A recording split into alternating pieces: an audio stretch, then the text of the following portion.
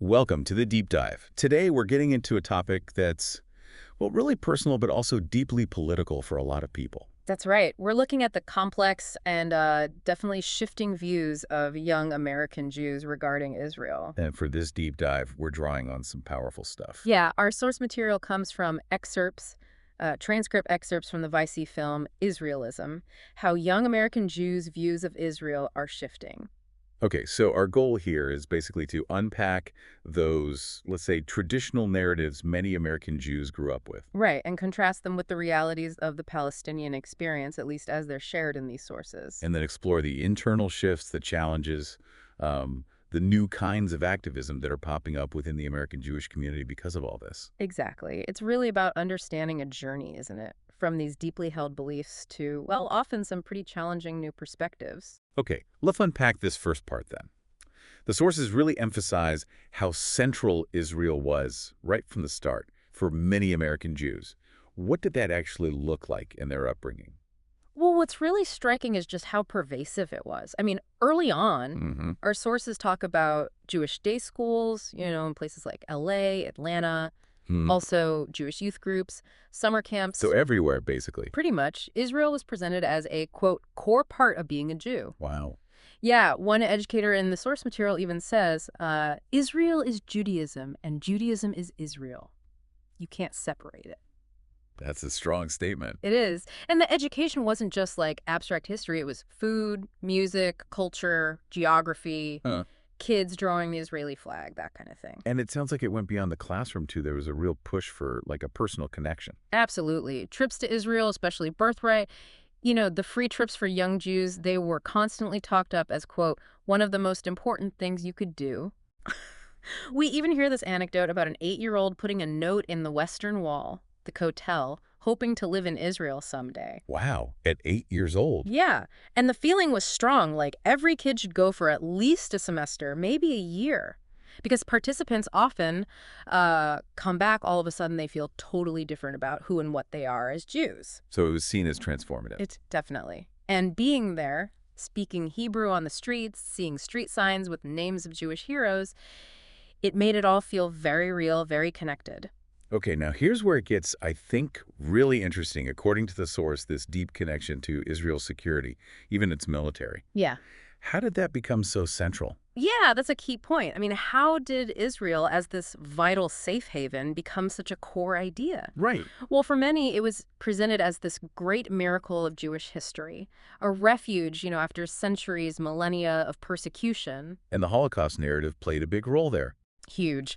Stories from survivors really reinforced Israel as this insurance policy, a place where, as one person put it, a Jew doesn't have to worry where is he going to go, God forbid, even here. Like even in America. And the military aspect wasn't just theoretical either, was it? It sounds like they sometimes got a taste of it themselves. Not theoretical at all. The sources describe programs like Godna at Jewish summer camps. Godna. It's like a pre-army training simulation. So American teenagers spending a day pretending to be soldiers in the Israeli army. They'd wear uniforms, do drills using Hebrew commands like patah. Really? Wow. Yeah, and some programs apparently offer whole weeks on actual Israeli army bases, doing simulated basic training. For some, it was where they'd learn to shoot guns for the first time. That's intense. It really embedded this idea that being a good supporter of the Jewish people meant one of two things. Either you join the army or you go become an Israel advocate. So advocacy was pushed too. Oh, yeah. High school clubs focused on Israel advocacy. Delegations going to big conferences like AIPAC, the American Israel Public Affairs Committee. We hear from one person who said, almost 10% of my graduating class at my Jewish high school joined the Israeli army. 10%? That's significant. It is, driven by this really powerful desire, they said, to defend what I saw as my country. Yeah. And also a feeling maybe of fitting in better there. And the source includes perspectives from those who actually served. Yes. One former soldier talks about training for urban warfare in close quarters in settings designed to look like Arab housing. Okay. And then deploying to the West Bank, patrolling villages, setting up checkpoints. The goal, as they described it, was to make our presence felt and keep them Palestinians on their toes. So with all this focus, this intense connection, what about the Palestinians? How did they fit into this narrative that these young American Jews were getting? That's the striking part. According to the source, they were, well, mostly invisible, or, if mentioned, depicted in a very specific, often negative light. Yeah. Invisible. Yeah, the source highlights that Palestinians were never really discussed. Yep. And when they were brought up, it was often with narratives like, Israel was basically an empty wasteland before the Jews arrived. The land without a people idea. Exactly. Or, okay, maybe there were some Arabs there, Hmm. but there was no organized people. They had really treated the land poorly. That kind of justification. And negative stereotypes. Definitely. The prevailing view described was that Arabs only know terrorism, or even that to be Palestinian inherently means that you're a person who kills Jews or wants to kill Jews. Wow. So that sounds like it created a profound lack of understanding. Absolutely. Some of the American Jews quoted later admit they simply had no idea about what Palestinians are going through. Just no concept. Okay, so that sets the stage. This deeply ingrained, you could say, one-sided narrative. What happens then, according to the source, when that narrative starts to crack? When they encounter a different reality? Right. This is where you see these big shifts starting, these sort of aha moments, or maybe, like you said, oh moments. What triggers them? Well, the source brings in direct Palestinian experiences, which are often, frankly, harrowing. Yeah. There's a Palestinian voice in the source material who points out this, like, irony. Jewish Americans might say, oh, we like you, but we don't like Palestinians, even though that person is the only Palestinian they know. Right. It highlights that many American Jews just do not know. They know nothing about Palestinians. And if they considered visiting Palestine, often met with warnings like, you're going to be killed. Just fear. And the source gives a sense of what it's actually like to live under occupation. It really does. The experience is described vividly. A Palestinian from Bethlehem talks about parents always warning me not to go out because of the soldiers and the settlers. Oh, constant anxiety. Yeah, first encounters with soldiers being terrorizing, house invasions late at night. And there's this one really powerful story. A child sees an American Jewish soldier yelling at their father, but then the father replies in an American accent. Turns out the soldier is from Chicago. From Chicago. Yeah. And the feeling described is seeing an 18-year-old American kid who was given 10 days trip for free in Palestine, claiming that this land is theirs. That must be incredibly jarring. Right. The sentiment is that people look at Palestine and Palestinians from the point of view of the oppressor, not from the point of view of the oppressed. It flips the whole script. And this brings us to the historical context that was often missing from their upbringing, right? The Nakba. Yeah. How does the source explain that? Yes, exactly. So many American Jews grew up with that land without a people for a people without a land slogan. They just weren't told about the native inhabitants. Right. The Nakba, which means catastrophe in Arabic, is described in the source as the ethnic cleansing in 1948. Nearly 750,000 Palestinians displaced from their homes. 750,000. Yeah. And 78% of the land of Palestine became under the control of the State of Israel. But the source stresses it wasn't just a historical event. How so? It emphasizes that the Nakba continues, started in 1948 and continues until this day, with Israel taking control of the West Bank and Gaza in 1967, completing its control over the whole area. So how does that historical context, that ongoing Nakba, as the source frames it, actually play out in daily life today under occupation? Well, it leads to what one speaker in the source calls complete colonization. Meaning building homes for Jewish families while demolishing the homes of those who were born for Palestinian families. And a dual legal system. Right, you mentioned that. Civil law for settlers, military law for Palestinians. Exactly. In the same territory, we hear from that former Israeli soldier again, recounting being ordered to take over a Palestinian family's home and use that house as a military point. No warrant needed. Just commandeering a home. Yeah. Or detaining Palestinians just because he looked at us in the wrong way. And there's this really harrowing account witnessing fellow soldiers kicking a blindfolded detainee. And the soldier's later realization, looking back, that even the routine stuff, the stuff that I did in the day-to-day, just working in checkpoints, patrolling villages, that in and of itself was immoral. A profound shift in understanding. The source uses some really strong language to describe this system, doesn't it?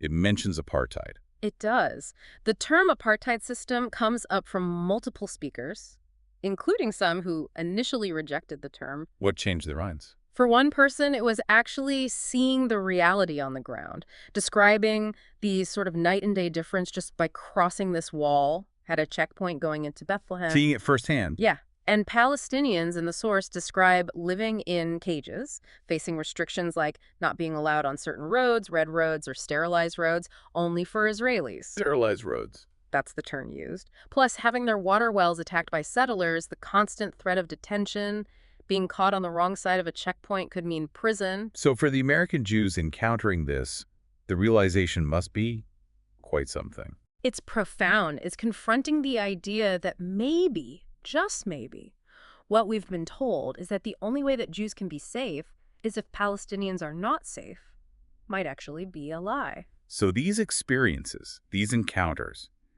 they spark a kind of reckoning. The source talks about this happening a lot on college campuses. How does that play out? Right, campuses become these pressure cookers. Hillel, the main Jewish campus group, has often been seen as a center for pro-Israel advocacy. Traditionally, yes. But then students run into things like divestment campaigns where they hear Palestinian students sharing their stories directly. And suddenly they're thrown into all these conversations where people were throwing around all these words that I'd never heard before: occupation, settlement, apartheid, ethnic cleansing. Words they weren't equipped for. Exactly. They realize, I don't really know what anybody was talking about. They lack the vocabulary, the context. So when they go back to their own community institutions, maybe Hello or others, looking for answers to these new terms and critiques, what does the source say they find? Often, according to the source, a frustrating lack of solid answers. They start asking, why isn't there an actual counter-argument besides, like, Rocket's double-standard anti-Semitism? Just deflection or accusations? That's the feeling some describe, which then pushes them to do their own digging, their own process of trying to go figure those things out. And often that means going to see for themselves. Going to Palestine. Yes. And what they witness there, maybe seeing water wells being attacked by settlers or Palestinian farmers having their tents demolished by the army, it can shock me and horrify me. It humanizes the situation. Completely. They start seeing the land not as some abstract concept or an empty space, but as someone else's home, a normal place where people are just trying to live their lives despite the occupation. The source also brings up the role of inherited trauma in all this, doesn't it? Right. How does that factor into maintaining the traditional narrative? Yeah, this is a really crucial and sensitive point. It talks about the Jewish community's deep historical trauma from persecution, obviously the Holocaust being central, and one speaker suggests this trauma creates this ingrained feeling that as Jews, we're always attacked, we've always been attacked, we will always be attacked. A constant state of perceived threat. Which leads to, as they put it, a very suppressive security mechanism. It's even suggested that this inherited trauma is a main reason why this conflict exists today. How so? Because it can lead to a denial of the other side's suffering, in this case, Palestinian suffering. It becomes a barrier to even having a meaningful conversation because acknowledging the other's pain might feel threatening to your own narrative of victimhood and survival. That makes sense in a difficult way. So for the young Jews who do start to question, who do speak out against that traditional narrative, what happens? What are the consequences within their own community? It can be really tough, really painful. The source talks about losing childhood friends, having serious disagreements with family. Ostracized. Yeah, sometimes literally seeing parents of friends on the other side of the barricade at protests, and the labels start flying. What kind of labels? Things like self-hating Jew, anti-Semitic Jew, or even being told they're not Jewish at all, basically attempts to delegitimize their identity and their criticism. Wow. There's the example given of Simone Zimmerman, who faced huge backlash for her views when she worked briefly for the Bernie Sanders campaign. Even a former director of the ADL, the Anti-Defamation League, publicly condemned her, saying essentially that the community had failed in educating and explaining, implying she was the failure. So the criticism is turned inward. Exactly. As one person puts it, this whole communal obsession with defending Israel has basically warped into seeing someone like me as a threat. And for some established figures, it seems like support for Israel today is actually replacing what it means to be a Jew. But the source also says that despite this backlash, there's an emerging awakening. What does that look like? Yes, definitely. There's this growing movement described anti-occupation Jews, young people feeling they were misled or indoctrinated. They're described as being deeply concerned about the suffering of Palestinians and really wanting to break the cycle of hate perpetrated even by Jews themselves. And how are they organizing? What form does this new activism take? A key aspect highlighted is that this new activism is often consciously following the leadership of Palestinians. Okay. There's a rabbi quoted who says, "As long as Palestinian lives are treated as disposable, our house as a people is not in order." A real sense of moral urgency.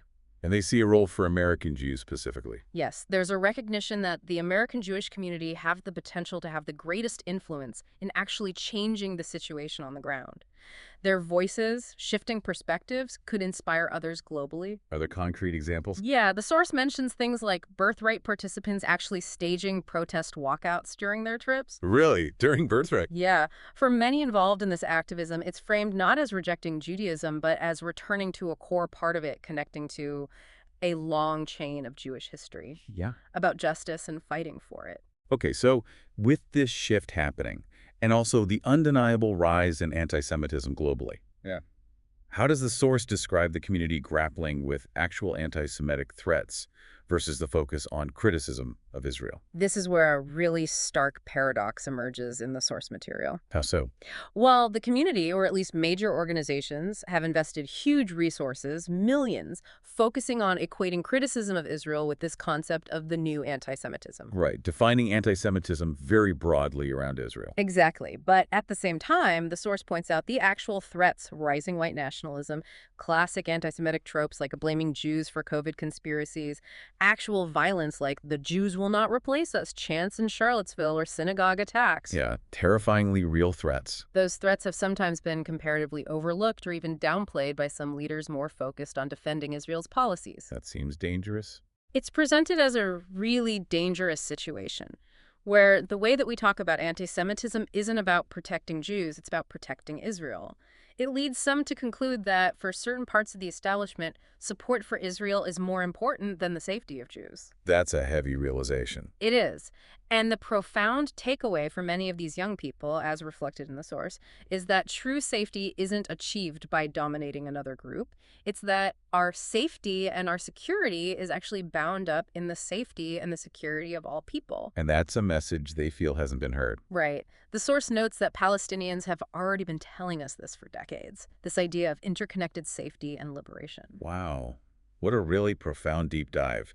We've gone from those deeply rooted narratives of the traditional upbringing. Yeah, that very specific connection to Israel. Through the shock of encountering the Palestinian reality directly. Those moments we talked about. And landed on this brave, though often painful, journey many young American Jews are on, challenging those old foundations, searching for something more morally coherent, perhaps. It really highlights the intersection of identity, history, personal experience, how complex it all is, and how it's constantly evolving within that community. Absolutely. And maybe this raises a question, for you listening.